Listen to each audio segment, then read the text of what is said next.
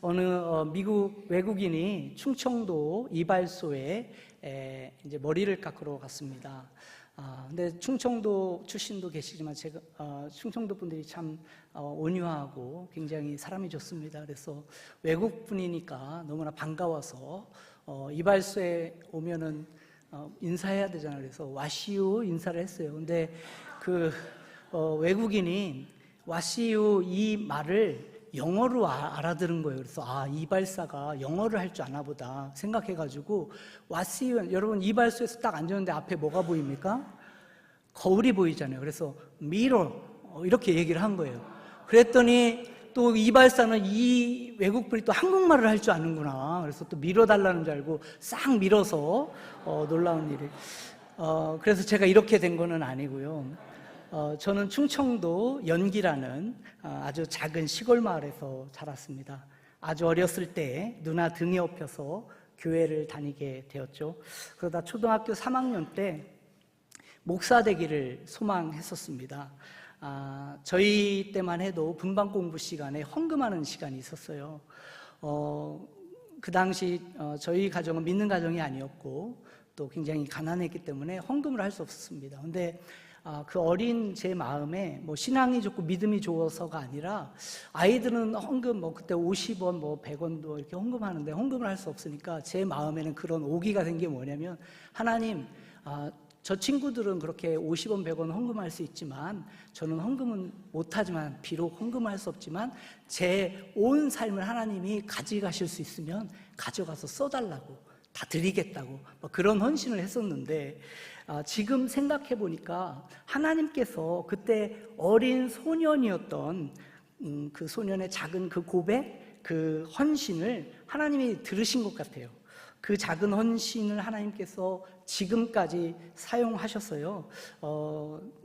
한국에서 부사역자 한 10년 사역하고 또 미국 이민 와가지고 20년 또 담임 목회 사역하면서 정말 하나님께 쓰임받을 수 있었고 또 전혀 기대하지도 않고 또 상상하지도 못했지만 또 남아프리카라는 아프리카에 또 선교사로 부르심을 받아서 또 이렇게 섬길 수 있음이 얼마나 감사한지 모릅니다. 제가 목회할 때 하나님께 좀 힘들고 어려울 때마다 하나님께 종종 했던 그런 투정 아닌 투정이 하나 있습니다. 그게 뭐냐면 하나님의 이 복음이 엄청 위대하고 어마어마한데 이런 위대한 복음을 사용하는데 좀 정말 멋있고 누가 봐도 그 사람이 예수 믿으라고 하면 믿을 수밖에 없을 만한 그런 허우대 멀쩡한 분들 있잖아요. 막 송중기 같은 분들, 이명용 같은 분들이 나와서 그냥 예수 믿으라고 하면 우리 자매님들 그냥 아멘 하잖아요. 그냥 이유가 없잖아. 그냥 그럴 것 같은데 키는 작죠. 보시다시피. 또 머리는 이렇죠. 그러니까 제가 목회할 때 믿으라고 해도 안 믿더라고요. 얼마나 속상하던지. 그래서 투덜했어요. 하나님 좀 그런 분들을 통해서 하나님 일하시면 좋을 텐데 정말 보잘것없고 아무것도 아닌 것 같은 마른 막대기 같은 이런 사람 통해서 복음 전하는 일을 하시는가. 그런데 제가 성경 가운데 읽는 중에 그런 걸 발견하는 거예요. 하나님 나라의 어떤 위대한 일들, 위대한 역사들, 하나님 나라의 복음 증거함이 우리가 생각하는 세상 기준의 어마어마한 어떤 영웅들, 우리가 보기에 겉모양으로 그럴싸한 그런 영웅들을 통해서 진행된 것이 아닌 것을 보게 됩니다. 진실된 한 사람의 헌신, 정말 작고 보잘것없는 것 같아 보이지만 그 순전한 믿음을 가지고 하나님 앞에 기도하고 눈물을 쏟아 부었던 그 한 사람이 있는 그곳에 하나님께서는 하나님 나라의 복음이 증거가 되어지게 하시고 예수 그리스도의 제자들이 일어나게 하시고 그들을 통해서 하나님의 교회가 개척되고 그 교회를 통해서 하나님 나라의 복음이 증거되는 것을 보게 되는 것입니다. 제가 그 선교 훈련을 받는 동안에 저희를 훈련시켰던 그 훈련하던 교관 선교사님이 계신데 이분이 인도네시아에서 굉장히 오랫동안 훌륭한 사역을 하셨던 분이에요. 근데 그 분이 어떻게 인도네시아에서 아주 오랫동안 사역하면서 교회를 개척하고 제자를 삼고 또 건강한 교회 또 리더들 세울 수 있는가 하는 그 간증을 듣게 되는데 너무나 가슴에 와닿았습니다. 이분이 처음 인도네시아에서 사역을 시작할 때 그 지역은 진짜로 교회가 하나도 없던 그와 같은 지역이었던 것입니다. 그런데 이분이 돌아다니다가 마틴이라는 한 청년을 만난 거예요. 근데 이 청년을 본 순간 하나님이 예비한 God prepared person이다, people이다 라는 딱 생각이 들고 마음에 꼭 거기에 이제 열정을 쏟기 시작한 거예요. 그래서 그 친구를 만나고 계속 교제하고, 근데 약속 시간을 만들어 놓았는데도 불구하고 나타나죠. 그런 일들이 비일비재한 거예요. 그럼에도 불구하고 끝까지 이 선교사님 부부가 끝까지 헌신을 한 거예요. 놀라운 사실은 어떠한 지점에서 이 마틴이 굉장히 어려운 일을 당하게 된 겁니다. 근데 그때 이 마틴이 선교사님 부부를 찾아온 거예요. 그때 복음을 듣게 됩니다. 근데 이 마틴이라는 한 형제가 복음을 듣는 그 순간, 그리고 침례를 받고, 그리고 그 마틴이 자기 친구 2명을 또 데려오더래요. 그래서 복음을 증거하고 그들이 또 침례를 받게 됩니다. 그래서 그 마틴이라는 형제를 통해서 인도네시아의 그 한 지역 전체가 하나님의 복음을 듣고 예수 그리스도의 교회가 생겨나고, 지금은 인도네시아에서 굉장히 큰 교단을 형성하고 선교단체를 이끌어가는 리더가 되었다라는 그런 간증이었습니다. 여러분, 이 복음의 문을 열게 된 그 시작이 어디부터였습니까? 바로 이 선교사님 부부의 작은 헌신, 여기부터 복음의 문이 열리기 시작한 거죠. 그러므로 여러분 스스로 생각할 때 나는 굉장히 작다, 이 하늘이라는 큰 공동체 속에서 내가 헌신하고 내가 사역하고 내가 하는 이런 일들이 굉장히 연약하다, 때로는 내가 잘하고 있는 거 맞나 라는 그러한 생각이 들 수도 있는데, 여러분 혼자라고 낙심하지 마십시오. 여러분 스스로가 작다라고 결코 실망하지 마십시오. 우리가 작지만 진실된 마음으로 헌신할 때 여러분 하나님께서는 그것을 통해서 하나님 나라의 복음을 오늘도 계속해서 증거해 가고 있는 줄 저는 믿습니다. 오늘 본문 보시면 여러분 잘 아시는 그러한 말씀이죠. 어찌 보면 사도 바울의 사역을 통해서 섬 하나가 통째로 복음을 듣게 되고 변화된 아주 놀라운 기적과 같은 그러한 사역을 소개해주고 있는 것입니다. 여러분이 아시는 것처럼 이 사도 바울이 이제 로마로 가던 중에 풍랑을 만난 일이 있습니다.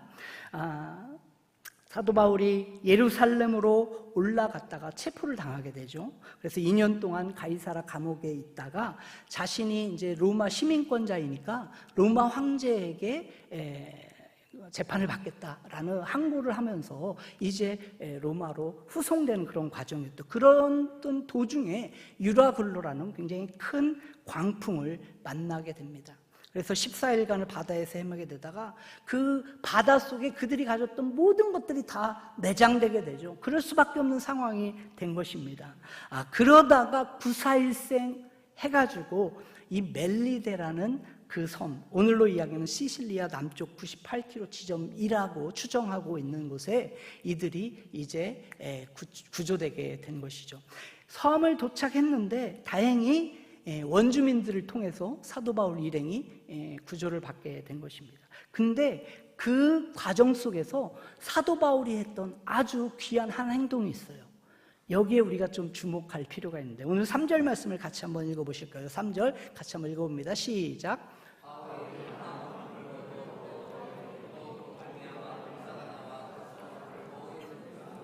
여기서 나무는 땔감을 이야기하는 거예요. 땔감을 여러분 한번 상상해 보십시오. 지금 사도 바울도 사실 구조당한 거 아니겠습니까? 자기도 지금 살일까 말까 하는 그런 상황인데, 지금 사도 바울이 손수 나가가지고 뭐 하고 있는 거예요? 땔감을 줍고 있는 거예요. 그리고 우리가 아시는 것처럼 사도 바울이 어떠한 사람입니까? 사실 사도 바울은 귀족 집안 출신 아니겠어요? 가말리아 학파에서 공부하고 어떻게 보면 지성 중에 지성 있고 최고의 학자죠. 그리고 예수 믿은 이후에도요, 사도 바울이 했던 그 일들을 보십시오. 사도행전 28장은 그 마지막 사도 행전 아니겠습니까? 마지막. 어떻게 보면 소아시아를 거쳐서 유럽을 다니며 수십 개의 교회를 개척하고 하나님의 복음을 증거했던 위대한 이 사도가 사도 바울 아니겠어요? 그와 같은 사도 바울이 가서 뭐 하고 있는 거예요, 지금? 나뭇가지 땔감 줍고 있는 거죠. 그런데 이 어떻게 보면 보잘것없는 것처럼 보였던 이 작은 행동으로부터 시작해서 사실 멜리데라는 큰 섬 하나가 통째로 예수 그리스도를 듣게 되는 놀라운 그러한 시작점이 되게 되는 것을 보게 되는 것이죠. 근데 여러분 무엇입니까? 우리는 생각할 때 나뭇가지 하나 줍는 게 뭐가 그렇게 대단하겠어? 여러분 교회에서 휴지 하나 줍는 게 여러분 뭐가 그렇게 대단합니까? 교회에서 화장실에서 여러분 볼일 보시고 싱크 거기에 딱 휴지로 딱 마무리하는 거 그게 뭐가 그렇게 대단합니까? 근데 여러분 그게 굉장히 사소한 것처럼 보일지 모르겠지만 그 사소한 한 행동이 복음 전거에 뭐가 될 수 있다고요? 문을 열어가는 시작점이 될 수 있다는 거예요. 우리는 생각할 때 나뭇가지 줍는 일 아무것도 아니다 생각했어요. 그러나 아닙니다. 그 나뭇가지 줍는 일이라는 그 사소하고 작은 일에 우리 마음에 진심이 담길 때 여러분 그것은 복음 증거의 도구가 되는 것입니다. 그러므로 사랑하는 성도님들, 여러분들이 한우리 교회라는 큰 공동체를 통해서 어떻게 보면 교회를 다니고 신앙생활 하실 때 때로는 굉장히 내가 사역하고 섬기는 것이 아무것도 아닌 것처럼 느끼는 순간이 올 수가 있어요. 이분 사역자일 수도 있고 목자로 목녀로 섬길 때, 그러나 여러분 결국 그렇지 않습니다. 여러분이 섬기는 그 작은 하나, 아픈 성도, 아픈 목원에게 관심 가져서 전화하는 이 작은 이 관심, 이게요 복음의 문을 열어가는 시작이에요. 우리는 아주 사소하고 작지만 나의 유익이나 나의 영광을 위해서가 아니라 정말 그 작은 것에 내 진심이 담겨질 때, 내 마음을 실어서 성도를 섬기고 목회자를 섬기고 교회 공동체를 섬길 때 거기부터 복음의 문은 열려지기 시작합니다. 그런데 여러분 이 작은 섬김을 통해 복음의 문을 열어가려면요 두 가지 꼭 여러분들이 감당해야 할, 감수해야 할 사항이 있어요. 그게 첫 번째 뭐냐면 뱀에 물릴 수 있는 희생을 감수해야 돼요. 뭐를 감수해야 된다고요? 뱀에 물릴 수도 있는 희생을 감수해야 돼요. 여러분 3절을 그냥 보시면 바울이 나뭇가지를 불에 넣는 과정에 독사가 나와가지고 사도 바울을 물죠. 그래서 4절을 한번 보실까요? 4절. 그 광경을 본 원주민들의 모습이 보면 반응이 나옵니다. 4절 같이 읽습니다. 시작.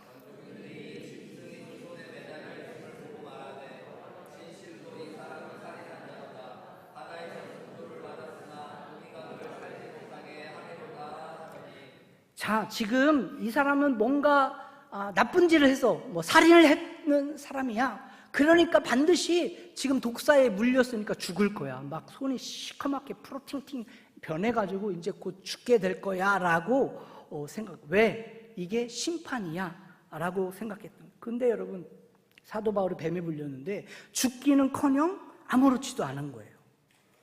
그냥 사도 바울이 그냥 뱀을 그냥 털어버리고 마는 거죠. 여러분 우리가 교회 섬길 때 뱀에 물리는 수가 있다니까요.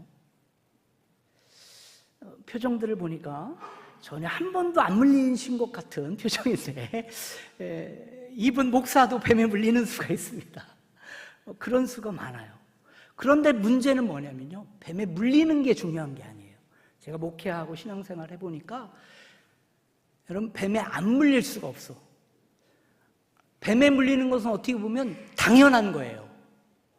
근데 중요한 건 뱀에 물린 이후에 반응이 중요해요. 여러분 거기 한번 5절 한번 읽어보시면 굉장히 중요한 말씀이 나오는데 오늘 여러분 이 5절 말씀을 여러분 가슴에 꽉 담고 하나님이 주신 말씀이다 생각하고 돌아가시길 부탁드립니다. 5절 말씀 한번 같이 한번 읽어볼까요? 시작. 여기서 조금도 상함이 없더라, 여기에 동그라미 한 10번 하시고 별표 5개 하시면 돼요. 조금도 상함이 없더라. 저는 이것이 신앙생활 가운데 매우 중요한 신앙생활의 원리다 이렇게 생각합니다. 여러분 우리가 복음 전도를 하고 선교 사역을 하고 교회에서 헌신하고 봉사할 때요, 여러분 뱀에 안 물릴 수가 없습니다. 어찌 보면 뱀에 물리는 게 당연할 수도 있어요. 근데 중요한 것은 뭐냐면요, 반응이 중요해요. 솔직히 얘기해서 뱀에 안 물리는 수능은 있어. 뭐가 있냐면 아무것도 안 하면 돼요. 그냥 교회 예배만 드리러 나오면 돼. 왔다 가시면 뱀에 절대 안 물립니다. 근데 그게 신앙생활인가요? 아니죠. 근데 정말 우리가 예수님의 제자로서 예수님을 따라가고 교회 공동체를 섬기고 복음 증거하는 도구가 되길 소망한다면요, 반드시 뱀에 물릴 수가 있어요. 가만히 있으면 아무도 건드리지 않습니다. 근데 뭔가 헌신하려고 할 때, 뭔가 복음 전도하려고 할 때, 그때 반드시 뱀이 물게 돼 있어요. 오래전에 제가 섬겼던 교회에서 이제 북우간다 남수단 난민촌이 있습니다. 굉장히 큰데 거기에 이제 우물을 파주는 사역을 하자라고 해서 우리 여선교회가 굉장히 취지가 좋죠. 그래서 펀드레이저를 하자. 그래서 만두 선교 바자회를 한 겁니다. 굉장히 취지는 좋습니다. 근데 이제 만두 바자회를 시작한 순간부터 이제 막 소리가 나오기 시작한 거예요. 무슨 소리가 나오느냐? 만두를 만드는데 만두를 돼지고기로 만들 거냐? 그 속에 소고기를 넣을 거냐? 돼지고기파와 소고기파, 거기에 한 가지 더 아니다. 무슨 소리냐? 만두는 김치 갈아서 당면 넣어가지고 야채처럼 만들어야 된다. 이 야채파, 이 세 파가 딱 생긴 거예요. 근데 아마 여기 속으로 막 피겨라웃 하는 계신 분 계실 거예요. 그 당시 저희 교회 여선교회 회장님은 돼지고기파였어. 그러니까 여선교 회장님이 감당하니까 우리는 돼지고기로 만든다 딱 했어요. 그러니까 어떤 파가 딱 일고 손을 들고 이 소고기파가 일어나기 시작한 겁니다. 무슨 만두에 돼지고기를 넣냐? 만두는 소고기다. 그러면서 급기야 티격태격 하더니 어떤 일까지 했냐? 나는 만두 속에 돼지고기 넣는 이런 무식한 교회는 나올 수 없다 라고 해서 이 교회를 나가게 되는, 전혀 이해가 안 된다는, 하늘의교회 성도님들은 수준이 높아서 그럴 수 있다라고 생각합니다. 여러분 시작은 뭐예요? 만두 팔아서 뭐 하자는 거예요? 깨끗한 물 마시지 못해서 죽어가는 어린 영혼들을 위해 우리가 우물 파주고 선교하자, 그래서 복음 증거하자라는 건데 뭡니까? 그 만두 속에 뭐 넣느냐 이것 때문에 난리가 나는 겁니다. 여러분 그러면서 만두를 만드는데 모양을 반달 모양으로 했냐? 이렇게 무슨 반달이냐? 동그랗게 해서 막 예쁘게 해야 되냐? 그거를 또 거기에 만드는데 모자를 썼냐? 안 썼냐? 막 이러면서 하는 겁니다. 여러분 질문을 하나 드리고 싶은데, 자, 교회에서 이런 일이 있으니까 선교하지 말아야 될까요? 남수단에 우물 파주는 일을 스탑시켜야 될까요? 또 그러자라는 모습 같은데, 여러분 교회에서 그런 얘기가 많고 뭔가 있으니까 그만하자, 스탑, 할 일이 하나도 없습니다. 그러면 질문 이거죠. 어떻게 해야 하는가 하는 거예요. 어떻게 해야 할까? 오늘 성경이 아주 심플하게 그 해답을 저와 여러분들에게 제공해 줍니다. 5절을 다시 한번 보십시오. 5절 같이 한번 읽어볼까요? 시작.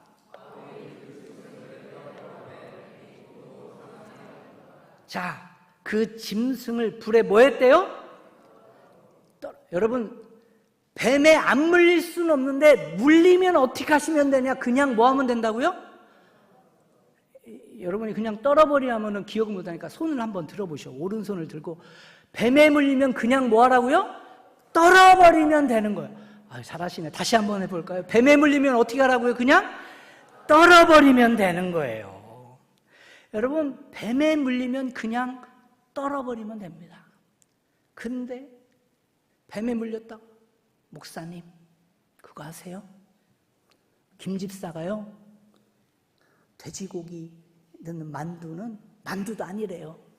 이러면서 김 집사가 어떻게 나한테 그럴 수 있어요? 나 교회 못 나오겠어요.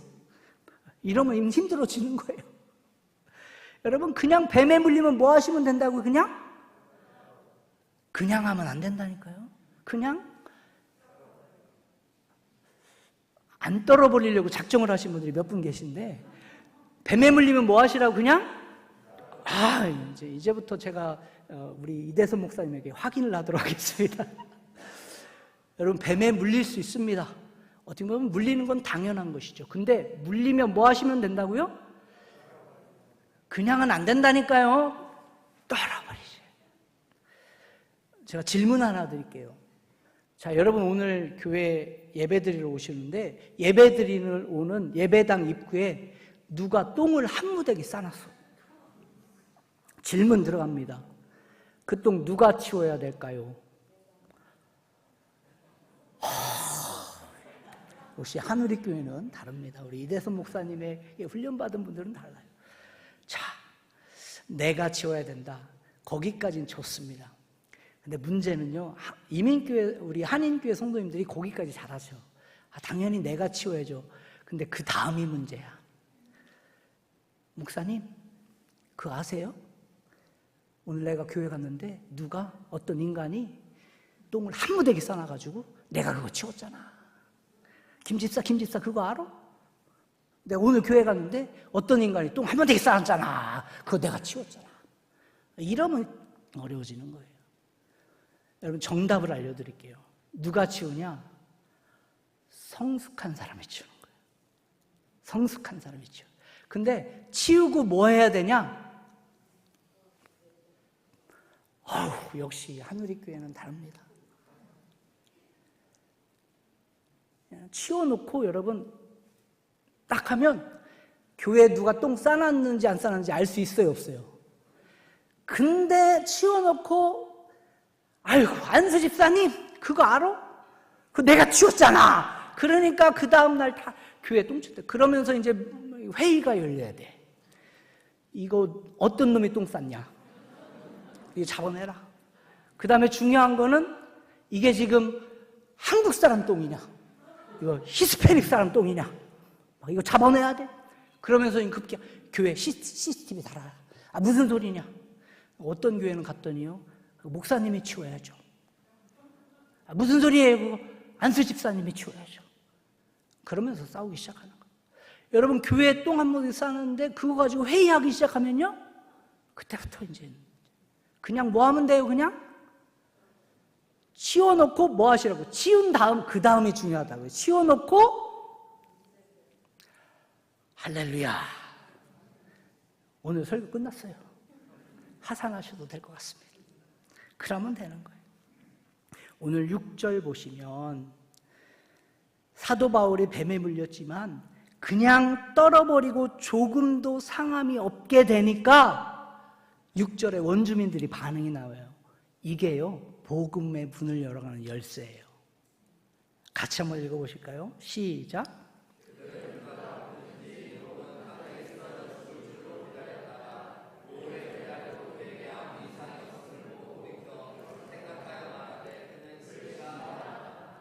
지금 사도 바울을 뭐라고 생각하는 거예요, 지금? 이제 완전히 바뀌었잖아요. 저거 완전히 살인자야? 라고 봤다가 뭐라고 보는 거예요, 이제? 그 신이야. 사실 뭐 사도 바울이 이게 잘못된 시각이긴 하죠. 신은 아니잖아요. 그런데도 불구하고 이제 뭐 하게 돼요? 사실은 닫혔던 어떻게 보면 영적인 눈이 이제 열려지는 거예요. 사도 바울을 통해 뭔가 something special이 있겠구나 라는 것을 알게 되는 거예요. 그러니 당연히 사도 바울이 딜리버리한 그러한 메시지들을 그들이 들을까요, 안 들을까요? 당연히 들을 수밖에 없는 상황이 되는 거죠. 그 사도 바울을 통해 나타나는 하나님의 그런 강력한 영적인 역사들에 대해 이들이 어떻게 하게 됐어요? 당연히 반응할 수밖에 없는 상황이 되는 겁니다. 그것이 이 멜리데라는 섬 전체를 하나님의 복음으로 완전히 휘감게 되는 거죠. 여러분, 이 모든 복음의 역사의 시작이 어디서부터 시작했습니까? 이걸 놓치면 안 됩니다. 어디서부터 시작했어요? 바로 거기입니다. 이게 굉장히 작은 것 같은데요, 거기서부터 시작해요. 여러분이 예수 믿게 된 계기를 한번 생각해 보십시오.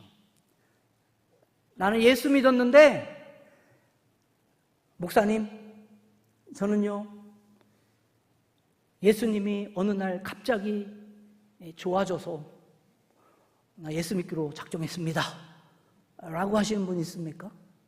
아무도 없습니다. 또 이게 손 드시면 또 굉장히 당황스러운데 아무도 없어요. 누군가는, 그것이 여러분들의 부모님일 수도 있고, 그것이 여러분 형제 자매일 수도 있고, 그것이 여러분 친구일 수도 있고, 그것이 어느 지나가던 복음 전도자일 수도 있어요. 누군가는 여러분들에게 예수 그리스도의 복음을 전했던 거예요. 그 누군가를 통해서 여러분이 있죠. 저는 초등학교 3학년 때 목사 되기를 헌신했는데 이유는 한 가지예요. 제가 그 당시에 굉장히 믿음이 좋고 그래서가 아닙니다. 제가 연기는 아주 작은 시골, 지금은 세종시가 들어와서 조금 다른 도시가 됐습니다만 아주 작은 도시, 아주 시골이에요. 시골인데 거기에 교회가 하나 있었습니다. 근데 그 교회에 우영창 목사님, 지금은 돌아가셨는데 그 우 목사님이 목회를 하시고 오신 거예요. 저는 그 교회가 너무 좋았습니다. 왜 그런가 하면 저희 가정 그렇게 막 좋은 가정이 아니었어요. 저희 아버지는 매일 술 드시고 오셔서 소위 얘기하는 막노동 일을 하시던 분인데 막 한 달에 한 번, 몇 달에 한 번씩 오시는데 꼭 오시면 술 드시고 막 상 엎으시고 이런 게 일상이었어요. 그런데 그러다 보니까 제 마음속에 건강한 가정, 그러니까 아버지가 건강한 건 뭘까? 이런 고민들이 많은데 목사님을 봤더니 진짜 아버지 상이야. 진짜 아버지는 저번이시야. 이런 생각이 드는 거예요. 그래서 저는요, 교회를 밥 먹으러 교회 갔어요. 밥 먹으러. 그 가정이 같이 저는 이렇게 가정이 모여서 밥을 먹은 기억이 거의 많이 없는데 매일 같이 가정이 밥을 먹는데 그게 너무 좋은 거예요. 또 감사하게 저보다 나이가 1살 많은 형이 있는데 그 형하고 친하게 된 거예요. 교회가 너무 좋았어요. 그래서 교회를 가게 됐어요. 근데 제가 다니던 초등학교가, 저희 교회는 저희 집에서 뛰어가면 20초, 걸어서 가면 2분 안에 있었습니다. 제가 그런 데 살았어요. 그런데 제 학교는, 초등학교가 어디 있냐면 그 교회를 가로질러 가면 한 5분 안에 갈 수 있는, 근데 교회를 딱 하면 오솔길이 있었습니다. 그 중간에 교회가 있었어요. 근데 사실은 오솔길이다 보니까 아무도 가지 않는 거예요. 잘 다니지 않아요. 근데 저는 거기를 가는 걸 너무 좋아했어요. 왜냐하면 아무도 안 가니까 혼자 그 길을 쌩쌩 다니는 게 얼마나 어린 마음이에요. 그런데 어느 날 제가 문득 들었던 생각이 뭐냐면, 이게 가을이면 낙엽이 막 무수히 떨어져가지고 지저분해야 될 그 길인데 가는데 계속 깨끗이 있는 거예요. 너무 깨끗한 거예요. 그래서 기분이 너무 좋은 거예요. 어느 날 한 6시쯤 일찍 좀 초등학교를 가야 할 일이 생겨서 막 가는데 제가 그때 알았던 거예요. 그게 그냥 깨끗하지 않았던 거예요. 그 길을요, 그 목사님이 막 쓸고 있는 거예요. 새벽 예배 끝나고 막 쓸고 있는 거예요. 제가 그 초등학교 3학년 때 그 모습을 보고 무슨 작정을 했냐? 나는 저분과 같은 사람이 될 거야. 저희 때만 해도 생활기록부 이런 거 쓸 때 장래 희망란을 꼭 쓰게 됐어요. 제 친구들이요, 그 당시 다 뭐 쓴 줄 아십니까? 그런 거 썼어요. 대통령, 판사, 검사, 이런 거 썼어요. 그때 저는 뭐라고 쓴 줄 아세요? 어떻게 하셨어요? 그때 저 목사라고 썼어요. 초등학교 3학년 때. 그러니까 우리 선생님이 저보고 눈을 깜빡하더니 약간 이게 됐나 막 이렇게 봤어요. 근데 저는 생각했어요. 아, 사람은 저런 사람이 되고 싶어. 은혜 받아서가 아니라. 근데요, 그게 시작이에요. 저는 그래서 교회가 너무 좋았고요. 교회가 제 놀이터였고 공부방이었고 제 영적인 온실이었어요. 저는 그곳에서 말씀을 듣게 됩니다. 그리고 그분은 말씀을 통해서 갈라디아 2장 20절에요. 그 말씀이 어느 날은 많은 친구들이 있었는데 그 말씀이 많은 친구들에게 들려지는 하나의 말씀이 아니라 어느 순간에 나한테 하나님이 그 목사님을 중에서 주는 말씀이다라고 막 꽂혔어요. 막 그 말씀이 제 가슴을 막 후벼파는데 너무 좋은 거예요. 아, 그래, 내가 사는 게 내가 산 게 아니구나. 그게 초등학교 6학년 때. 그때 예수 믿기를 진심으로 결단합니다. 그리고 침례를 받고요. 그리고 목사가 되죠. 근데요, 저에게 그렇게 가르쳤던 그 목사님이 제가 중학교 1학년 겨울인지 2학년이 정확하지 않습니다만 그러니까 봄방학 시작할 그쯤이었어요. 봄방학 시작할 그쯤인데 강단에 굉장히 젊은 나이셨어요. 40대 초반 중반이었는데 강단에서 설교를 마치시고 진짜로 주일날이에요. 축도를 딱 하시고 예수님의 이름으로 축도하며 딱 하시면서 딱 쓰러지셨어요. 그리고 돌아가셨어요. 근데 신부전증을 앓고 계셨는데 그렇게 강단에서 설교하시고 돌아가셨어요. 여러분, 그분이 목회적으로 성공한 목사입니까? 그분이 뭔가 대단한 일을 하셨나요? 아마 세상 사람들이 생각할 때는 실패한 목사다. 아니면 어떤 그 당시에요. 저희 동네에 그래서 무슨 소리냐면 저 교회 다니지 말아요. 왜냐면 재수 없는 교회라는 거예요. 목사가 죽었다고. 그게 세상의 평가겠죠. 근데 여러분, 하나님도 그렇게 평가하실까요? 아니요. 다른 사람은 다 몰라요. 저는 절대 그렇게 평가할 수 없습니다. 다른 사람은 다 몰라도. 왜 그런 줄 아세요?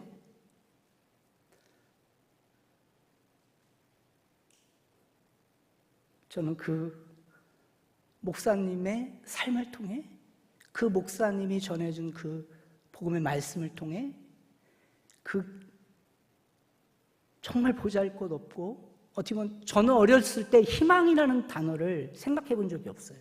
꿈이라는 단어를 생각해 본 적이 없어요. 근데 제가 예수 그리스도를 만나고 저는 희망이라는 단어를 찾습니다. 꿈이라는 단어를 찾아요. 그게 저한테는 복음이었어요. 만약에 그 목사님이 오솔길을 치우는 걸 제가 목격하지 못했더라면, 아니 그분의 그 작은 섬김이 없었더라면 오늘 저는 이 자리에 있을 수 없을 수도 모르겠습니다. 하나님이 하시는 일이에요. 우리는 생각할 때 내가 오늘 섬긴 이 섬김이 굉장히 작다, 정말 아무것도 아니다라고 생각할지 모르겠지만 아닙니다. 하나님께서는요, 여러분들의 그 섬김, 여러분들의 그 헌신, 정말 남모르게 그 가슴을 아파하면서 여러분 밤잠을 이루지 못하는 그 몸부림침, 그것을 통해서 오늘 하나님께서는 하나님의 복음을 증거하고 계신 줄 믿습니다. 그래서 여러분, 복음의 문을 열려면 뭐를 감수해야 돼요? 뱀을 물리는 게 당연하다. 그리고 그 희생을 감수해야 돼요. 어떻게 하시면 된다고요? 그냥 하산하셔도 되겠습니다. 한 걸음 더 나가서요, 작은 섬김을 통해 복음의 문을 열러 가려면요, 섬김의 수고를 감당해야 돼요. 7절 말씀 한번 보실까요? 7절 같이 읽습니다. 시작.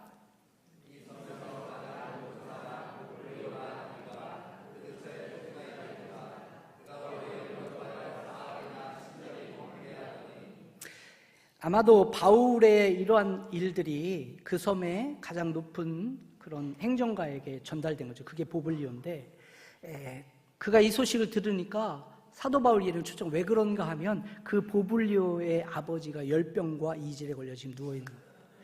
그 당시 이질은 열병은 그냥 죽는 병이었어요. 죽는 병. 그래서 이 바울을 마지막 어떻게 보면 소망이겠죠. 바울을 초청해서 안수하죠. 안수했더니 여러분 질병이 떠나가고 치유가 일어납니다. 이것을 본 온 그 섬에 있는 모든 이제 병자들이 다 누구한테 오게 되는 거예요? 사도 바울한테 막 오게 되는 거죠. 그래서 9절 보니까 놀라운 치유와 회복이 역사가 있는 거예요. 여러분 한번 상상해 보십시오. 지금 사도 바울이 풍랑에서 구사일생 해가지고 이제 자기 몸도 제대로 추스르지 못할 그와 같은 상황인데, 그런데 이 지역에 막 수많은 병자들이 다 막 몰려온다고 생각해봐. 저 같았으면 좀 이렇게 커트라인을 만들었을 것 같아요. 한 조금 이쁘게 생기신 분들 먼저, 그 다음에 좀 영향을 줄 수 있는 분들 그 다음, 이렇게 했을 것 같아요. 근데 사도 바울은 그러지 않고요. 모든 병든 자들을 다 넣었다는 거예요. 안수하고 치료. 여러분 이게 쉬운 일일까? 아니죠. 쉬운 일 아닙니다. 그래서 그 일들을 통해 그 섬 전체에 복음이 증거되죠. 여러분 우리가 예수 그리스도의 복음의 문을 열려면요, 이와 같은 섬김의 수고가 반드시 필요합니다. 여러분 그냥 예수 믿을 수 없어요. 그렇지 않죠. 여러분들은 오늘 이렇게 찬양하는데, 오늘 찬양 얼마나 은혜가 되고, 막 아프리카에서 막 아프리카 사람들하고 저희가 줄루 교회를 다니거든요. 사우보나, 은자니, 니아필라, 이까말라미 우크리스, 이까말 음바니 이까말라호, 이런 거 해줘야 또 선교사 같잖아요. 뭐 이거 막 하다가 오늘 찬양 막 한국말로 하는데 막 찬양만 1시간 하고 싶더라고요. 막 여러분들이 이게 당연하잖아. 오늘 또 막 찬양하면서 누가 드럼 오늘 삑사리 안 내나, 막 피아노 오늘 이것만 생각하시는 분들이 있어요. 저는 막 감동이 되는 거예요. 막 여러분 섬김의 수고를 통해, 당연하지 않습니다. 누군가의 섬김을 통해. 그리고 이대수 목사님이요, 정말 제가 너무나 존경하는 목사님이에요. 모든 목사님이 다 이대수 목사님 같을 것 같죠? 역시 아니라고 생각하는 것 같아요. 절대 그렇지 않습니다. 정말 미주의 이민교회 목사님들 중에 진짜 유일하신 분이에요. 저는 절대 거짓말하지 않습니다. 이대섭이 2명 있겠어요? 정말 유일하고 유니크하고 정말 탁월하신 목사님이세요. 당연하다고 생각하지 마십시오. 이 목사님의 헌신과 섬김과 수고를 통해 오늘 한우리라는 이 교회 공동체가 세워져 가고, 그랬더니 또 우리 안수 집사님들, 목사만 하나? 당연히 우리 안수 집사님들 대단하십니다. 우리 안수 집사님들의 이 섬김과 수고, 이거를 통해요, 또 그랬더니 또 목자, 목녀, 당연히 우리 목자, 또 그랬더니 찬양 인도자. 그렇게 따지면요, 잘 보세요. 모든 성도님들이 다 그 한 분 한 분의 섬김의 수고를 통해 오늘 하나님의 교회가 섭니다. 저는요, 교회 공동체가, 건강한 교회 공동체가 얼마나 중요한지를 뼈저리게 느끼고 있습니다. 여러분, 제가 남아프리카에 있는데, 남아프리카의 기독교 비율은 80%예요. 그러면 반문하시는 분들이 있어요. 아니, 그런데 무슨 선교가 필요해요? 근데 여러분, 거기에 그 80% 중에 무려 72, 3% 해당은 다 First Christianity예요. 뭐냐면요, 조상신하고 기독교를 짬뽕한. 그래서 그들이 믿는 기독교는 뭐냐면 하나님과 인간 사이에 중간이 누구냐면 상고마라는 중간 매개체가 있어요. 우리로 이야기하면 약간 무당 같은 개념이야. 그러니까 이 사람들한테 가서 우리 한국 옛날에 뭐 부적 써달라고 하는 것처럼요, 얘네는 가가지고 무슨 일 있으면 그 부적, 그게요 무지 비싸요. 그리고 기도 한번 여러분 감사하세요. 이대소 목사님한테 기도 부탁하면 돈 받습니까? It's free. 상고마한테 기도 받을래 봐요? 여러분 2만 난드 가죠. 2만 난드. 2만 난드라니까 놀라지도 않으시네. 좌우지간. 뭐 그래. 그게 기독교라고 해요. 그들이 믿는 기독교가 그거예요. 그러니까요 더 어려워. 근데 그게요, 소위 얘기해서 아프리카, 그러니까 원주 토착 교회인데 AIC라는 거에서 그 중에 JCC라는 자이언 크리스찬리티 처치라는, 이게 무지하게 영향력이 큽니다.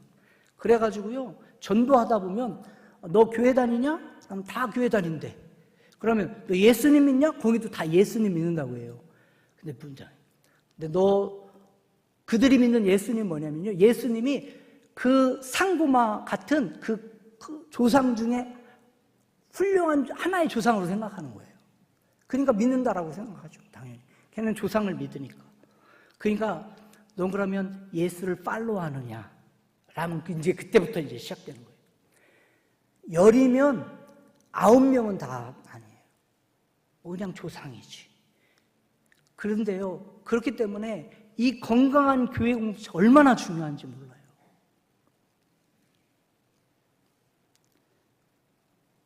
여러분, 이 일들을 위해 섬김과 수고가 반드시 필요합니다.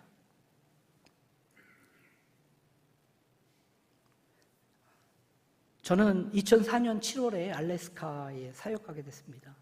처음 4년은 이민교회 상처받은 그래서 교회를 떠났던 유스와 청년들 사역했고, 또 이제 교회 6명 남아가지고 이제 문 닫으려는 그러한 교회에 담임 목사를 이제 시작하게 됐어요. 알래스카 앵커리지가 가장 큰 도시인데, 거기에서 한 40마일 정도 북쪽으로 가면 와실라라는 아주 좁은 마을이 있는데 한인교회가 딱 하나 있어요. 전체 한인들이 막 흩어져 있는 한인들 다 모아도 100명이 될까 말까 하는 그런. 근데 4년 동안 하나님께서 그 건강한 교회가 건강해지니까요, 그 사람들이 건강해지고 복음이 증거돼요. 얼마나. 근데 감사한 것은 제가 떠난 이후에도 그 목사님이 정말 건강한 교회 공동체를 계속 세우셔서 지금도 잘 복음이 증거되고 있고요. 2019년에 자체 건물이 없었는데 자체 건물도 잘 해가지고 지금 너무나 아름답게 사역하고 있어요. 그리고 2012년에 이제 콜로라도 스프링스 한인교회 와서 갈등이 많았던 교회, 20여 명 채 안 남은 그 교회에 하나님 부르셔서 거기에서도 또 건강한 교회를 세우는 그런 사역들을 감당했는데, 여러분, 교회가 건강해지고요, 예수 그리스도를 잘 믿기 시작하면요, 사람들이, 이게 무슨 기복신앙이 아니라 그게 당연한 거예요. 왜냐하면 참된 진리를 만나면요 행복해집니다. 이쪽은 좀 덜 믿으시려고 하는 것 같은데, 진짜로요. 여러분, 이대서 목사님이 한우리교회에 오면서 여러분 가정에 행복해지셨잖아요. 이쪽이 자꾸 대답이 이상한데. 그게요, 이게 희한해요. 제가 콜로라도 스프링스도 섬기는 동안에 정말 하나님이 참 은혜 주셨어요.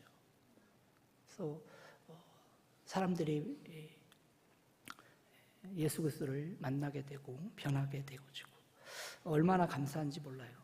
그리고 12년 사역을 하고 하나님이 저희를 선교지로 부르셨는데 저희가 이제 온고잉 그 서포트 하던 그 선교사님이 계십니다. 그래서 이분이 사실은 남수단에서 사역을 하시다가 남수단이 이제 내전이 일어나니까 남수단이 이제 난민들이 엄청 이제 내려오잖아요. 그러다 보니까 우간다의 북쪽에 보면 남수단 난민촌이 어마무지한 그런 난민촌이 있어요. 무려 거의 한 90만 명이 막 여기저기 막 군데군데 이렇게 모여있는 무지 큰 난민촌인데 거기에 이제 사역을 주로 하시는데 거기에 이제 저희가 우물 파주는 그런 사역을 2018년도에 합니다. 그래서 아까 이야기했던 대로 우리가 티격태격 했지만 만두바자에 해서 15,000불 펀드레이저 한 다음에 그걸로 우물 파주고 신학교 세우고 또 고아원 이렇게 우물을 이제 딱 파는데 우물을 어디다 파냐면 고아원 그 옆에다 했어요. 아이들을 위해서. 이거 딱 했더니 막 그냥 아프리카 애들이 막 그냥 한양 수백 명이 막 그냥 시커먼 애들 막 그냥 춤추고 막 셀러브레이트 하는데 난리가 아니고 난리들. 막 그렇게 하고 이제 고아원에 있으니까 저희가 캔디백하고 학용품 세트 이런 거 해가지고 이제 나눠주는 거 했거든요. 그래서 이렇게 나눠주는 사역을 하는데 보통 이제 아이들이 많으니까 줄을 일렬로 쫙 세워서 나눠줬어요. 근데 꼭 그런 애들이 제가 그 중에 그런 애들 중에 한 명이었긴 했지만 꼭 그런 애들이 있어요. 뭐냐면 줄 세워놓으면 꼭 그 대열에서 이탈해가지고 달려오는 아이들이 있습니다. 딱 이런데 어떤 한 6살, 7살이면 그냥 한 조그만 남자애인데 막 달려오는 거예요. 순간 이게 막 당황스럽더라고요. 왜냐면 제가 좀 보기는 생긴 건 이래도 좀 비유가 약해요. 냄새에 굉장히 비유한데 막 달려오는데 순간 고민이 되는 거예요. 이걸 안아야 되나? 이거 밀쳐야 되나? 또 선교 갔다가 또 밀치면 또 시험 들까 봐. 어쩔 수 없이 딱 알았는데 저는요 태어나서 여러분 냄새에 쇼크 먹은 적 있어요? 저는 태어나서 냄새에 쇼크를 먹었다니까요. 딱 했는데 딱 아는 순간 뭐 이게 시간들처럼 한 건지 이게 말로 표현할 수 없는 그 냄새가요. 딱 오는데 눈을 딱 감는데 진짜 전기 충격 배터리 핑 돌더라고요.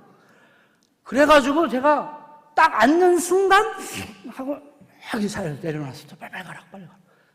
그러면 제가 속으로 봤더니 또 거기 아프리카 선교사님 막 애 껴안고 막 뽀뽀하고 막 난리더라고요. 그래서 제가 생각해 이 아프리카 선교는 아무나 하는 게 아니구나.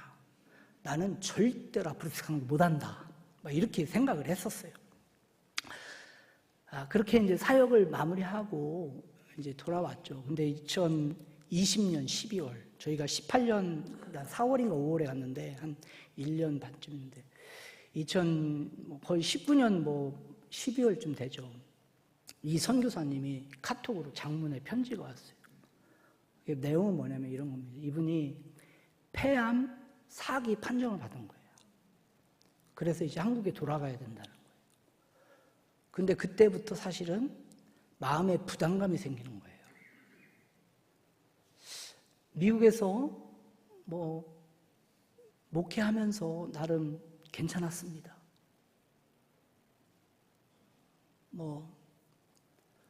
근데 그 이야기를 듣는데 자꾸 부담감이 생기는 거예요. 내가 지금 잘하고 있는 건가? 그러다 보니까 자꾸 설교 때마다 저도 모르게 이게 선교에 대한 또 복음 전도에 대한 메시지가 자꾸 나가는 거예요. 심지어 저희가 수요일 날 여러분 그 베프티스트 2000 그 페이스 앤 메시지 있잖아요. 페이스 앤 메시지 2000이라고 있는데 저희가 그거 가지고 그게 약간 교리 같은 거거든요. 그걸 가지고 수요일 날 제가 계속 이제 시리즈로 막 하고 있는데 내 돈 관계도 없는데 그거 하는 중간에 또 그 선교 리포트가 나왔는데 그게 또 꽂혀가지고 막 또 그 중간에 또 그런 걸 막 하고 있는 거예요. 왜 너무 많은 부담감이 계속 생기는 거예요. 그러다가 제가 이제 새벽에 기도하는데 하나님이 네가 가서 도우라는 그런 메시지를 주시면서 이런 어떻게 보면 하나님이 감동을 주시더라고요. 너 그때 남수단 난민촌에서 그 아이 냄새 기억하지? 그 역겹고 더러웠던, 견디기 힘들었지. 그런데 너한테는 더 더럽고 역겨운 냄새가 나. 그래도 난 너를 사랑하고 안아줬잖아. 너의 그 더럽고 역겨운 죄를 내가 다 뒤집었었잖아. 그런데 너는 그 작은 아이, 소년을 다시 안을 수 없냐? 라는 좀 감동이 있었어요. 그래서 저희 아내가 선교로 헌신한 것도 있지만 하나님이 그러한 부르심이 있어서 저희가 선교를 지원하고 남아프리카 선교를 가게 됩니다. 사랑하는 성도님들, 하나님 나라의 복음의 문을 열려면 반드시 뱀에 물리는 희생을 감수해야 합니다. 제가 이제 목회하다가 중간에 이제 선교를 가니까 많은 분들이 그렇게, 심지어 아프리카 목사들도 저한테 그렇게, 야, 너 왜 미쿡에서, 그 미쿡에서, 여러분 아프리카는요, 미국 하면요 천국으로 봐요. 천국으로. 미국, 여러분 그런 데 사신다니까? 놀라지도 않으시네. 아프리카를 가보셔야 돼. 여러분 아프리카에서 미국은요 거의 천국이에요.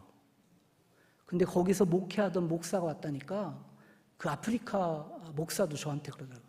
야, 너 왜 미국에서 목회하다 왜 아프리카 오냐? 왜긴 하나님이 가라고 하니까 가지. 누군가가 희생하지 않으면요, 누군가가 그 섬김의 수고를 감당하지 않으면요,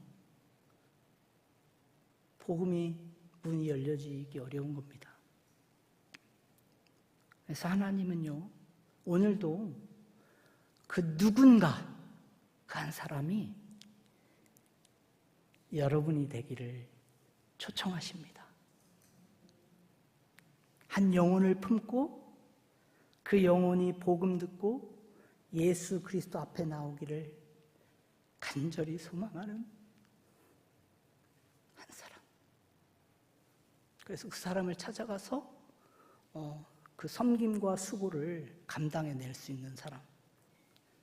그 영혼이 작은 예수가 되어져서 정말 예수님을 따라가는 참 그리스도인이 되기를 가르치고 섬기는 그 수고와 섬김을 아끼지 않는 그 한 사람. 그래서 그 예수 그리스도의 제자가 된 사람들이 모여진 하나의 공동체, 그 교회를 개척하고 세우고 거기에 리더들을 세우는 그 섬김과 수고를 아끼지 않는 그 한 사람. 그 한 사람의 그 영혼을 하나님 오늘도 저와 여러분 가운데 부르고 계신 줄 믿습니다. 저와 여러분들이 오늘 우리는 느끼고 있지 않지만 전 세계에 무려 82억 명의 사람들이 있다고 합니다. 그 가운데 59%에 해당하는 무려 46억 명의 사람들은요, 아직도 한 번도 복음을 듣지 못한 채 이 땅을 살아가고 죽어가고 있습니다. 그리고 더 심각한 것은요, 매일입니다. 한 달도 아니에요. 매일 17만 4,202명, 지금은 더 늘어날 수 있습니다. 그런 사람들이 예수 그리스도의 복음을 듣지 못한 채 오늘도 죽어가고 있는 거예요. 여러분 유럽을 가보신 분들은 아마 느끼실 줄 모르는데 저희가 아프리카가요 멀긴 멀어요. 남아공이 굉장히 먼데 그러다 보니까 유럽을 스탑바이 하게 되는데 이번에도 네덜란드를 스탑바이 할 수밖에 없는 상황인데 갔는데 한 지역이요 거의 60%, 70%는 다 이슬람화되어 있어요. 모든 여자들이 다 히잡을 쓰고 돌아다닙니다. 여러분은 피부로 느끼지 못하실 수 있습니다. 왜 그런가 하면 이 텍사스, 이 캐롤턴이 너무 은혜의 땅이에요. 이게 은혜가 넘쳐. 그래서 여러분들은 피부로 못 느낄 수도 있지만 여러분 오늘도 수많은 사람들은 예수 그리스도의 복음을 듣지 못한 채 무려 17만 명의 사람들이 예수 그리스도의 복음을 듣지 못한 채 죽어가고 있고요. 더욱더 심각한 것은 저희 남아공의 요하네스버그도 마찬가지인데 이 모슬렘, 특별히 유럽의 이슬람화는요 너무나 심각합니다. 아프리카도 마찬가지예요. 아프리카의 짐바브웨 같은 경우에도요, 짐바브웨가 거의 막 칠레처럼 이렇게 길쭉하게 생겼는데 위쪽은 거의 다 그냥 이슬람화 됐어요. 놀스 쪽.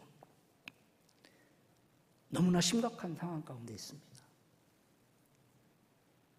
저와 여러분들이 예수 그리스도를 믿고 하나님의 자녀가 돼서 땅끝까지 이르러 제자를 삼으라는 이 위대한 사명을 받은 참 그리스도인이라면 우리는 이 사실에 대해서 무시해서는 안 될 것입니다.